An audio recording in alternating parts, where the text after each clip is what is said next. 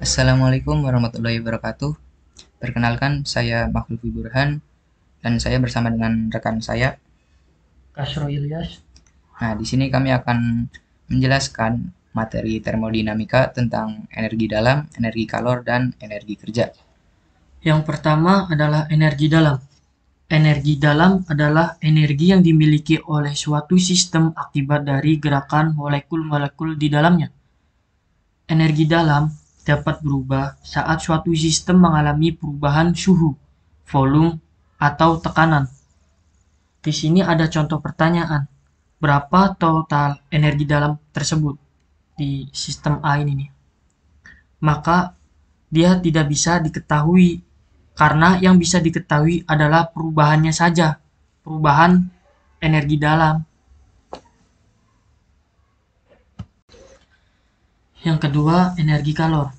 Energi kalor adalah energi yang dipindahkan dari suatu sistem ke lingkungan sekitarnya, atau sebaliknya akibat adanya perbedaan suhu. Kalor akan berpindah dari suhu terbesar ke suhu yang kecil, seperti hukum kenal termodinamika. Kalor merupakan besaran eksentif.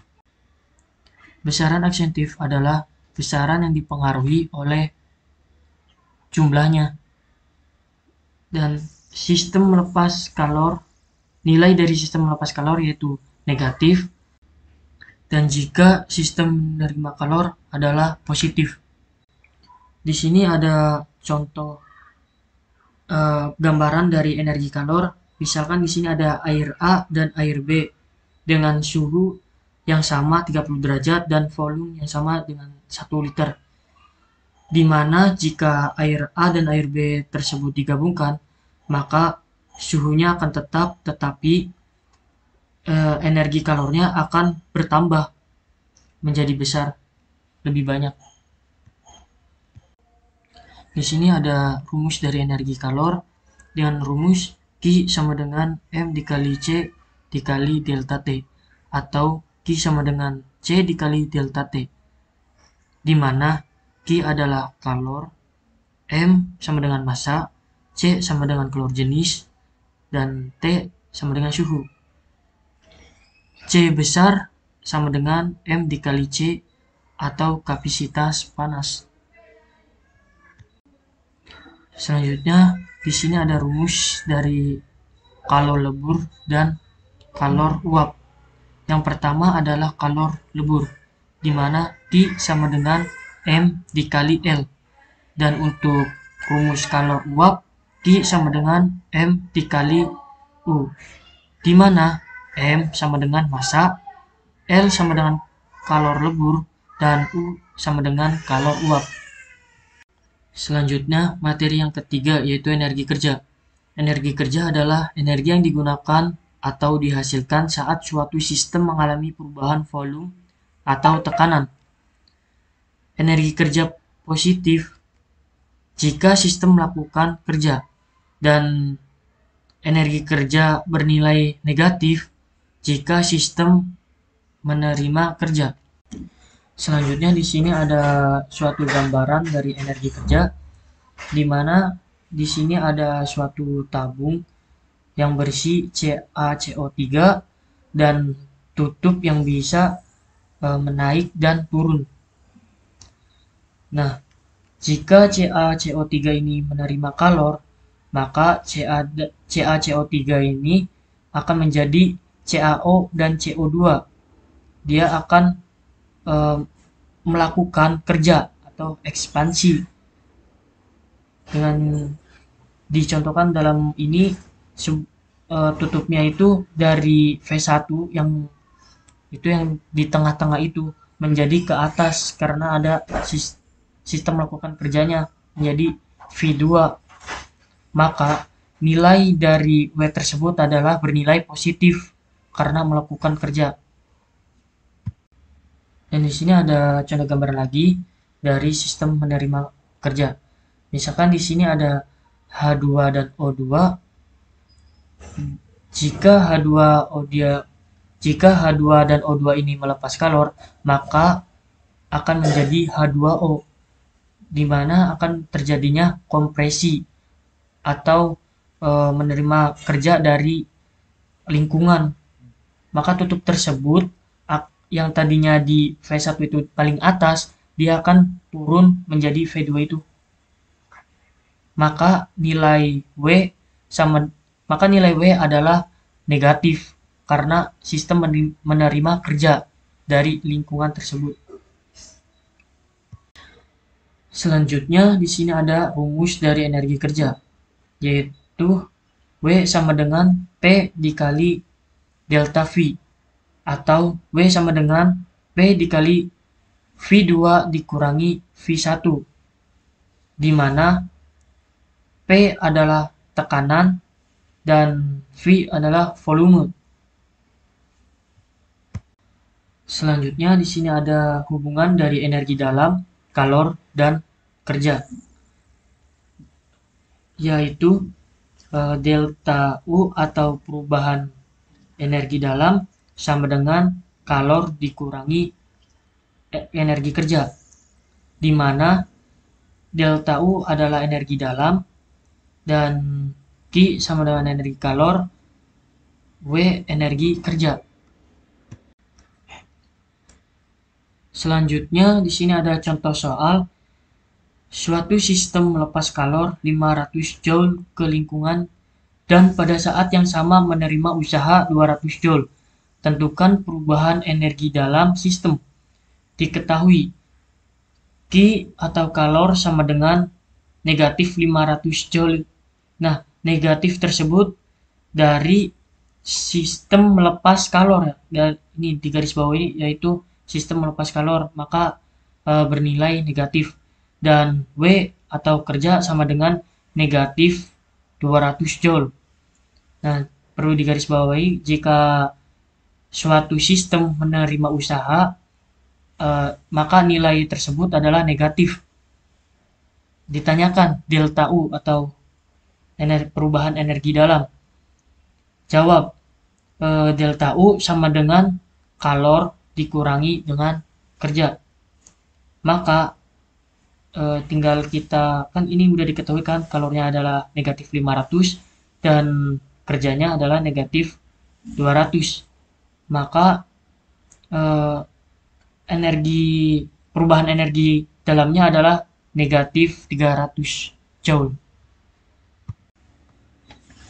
Selanjutnya yaitu ada diagram PV atau 4 proses pada termodinamika.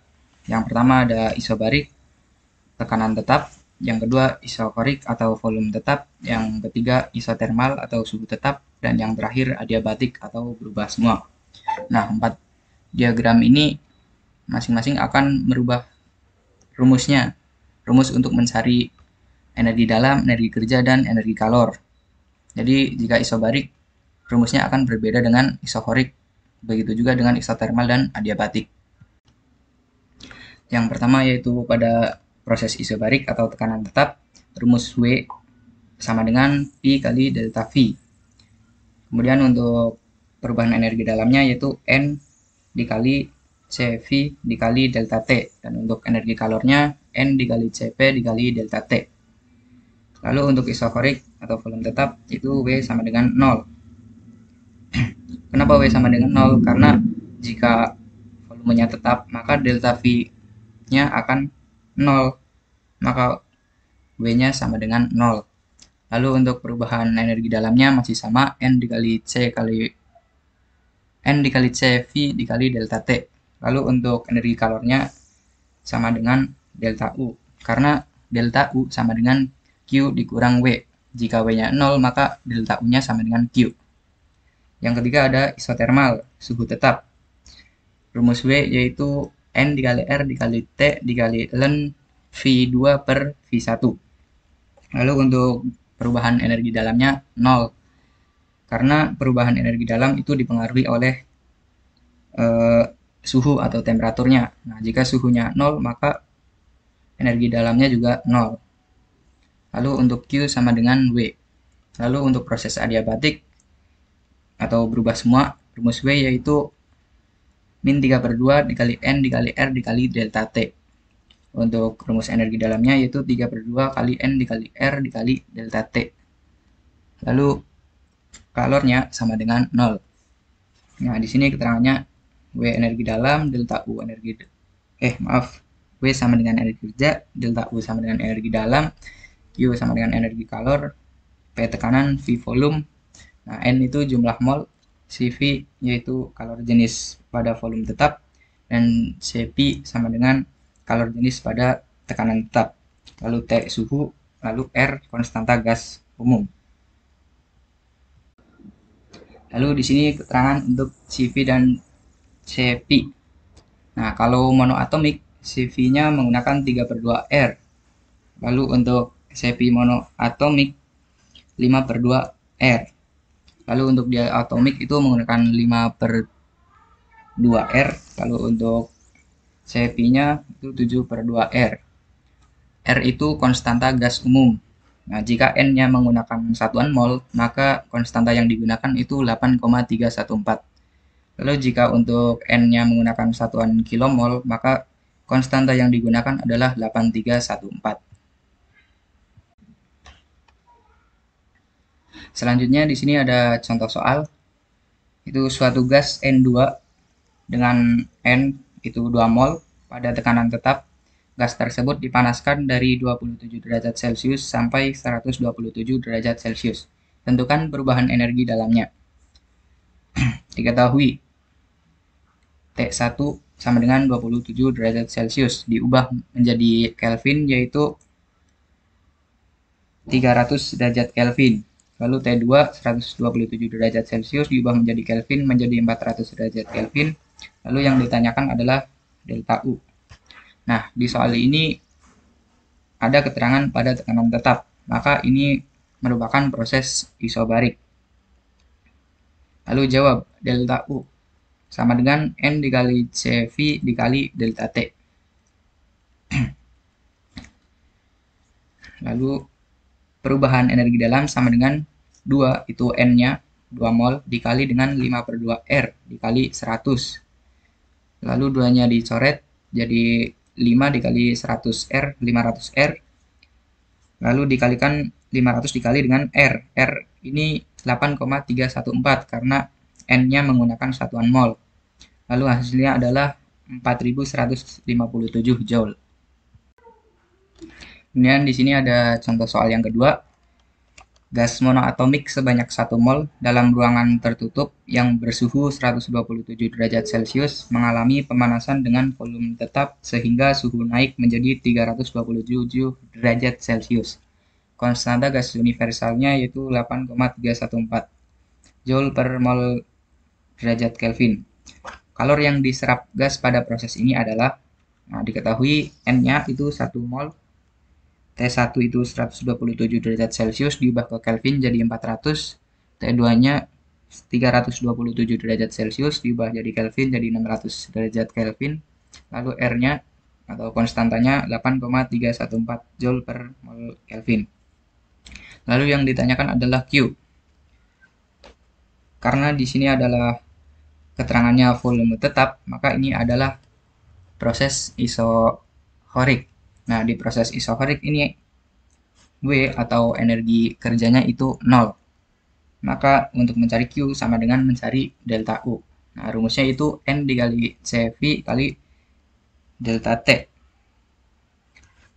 Langsung masukin aja angkanya ke rumus. N-nya 1, lalu CV-nya itu 3/2R karena gas monoatomik. Dikalikan dengan delta T-nya 600 dikurang 400. Maka Q sama dengan 3/2 kali 8,314 dikali 200. Hasilnya 2493 Joule. Mungkin sekian video penjelasan dari saya. Kurang lebihnya mohon maaf. Jika ada pertanyaan silahkan tanyakan di kolom komentar. Terima kasih. Wassalamualaikum warahmatullahi wabarakatuh.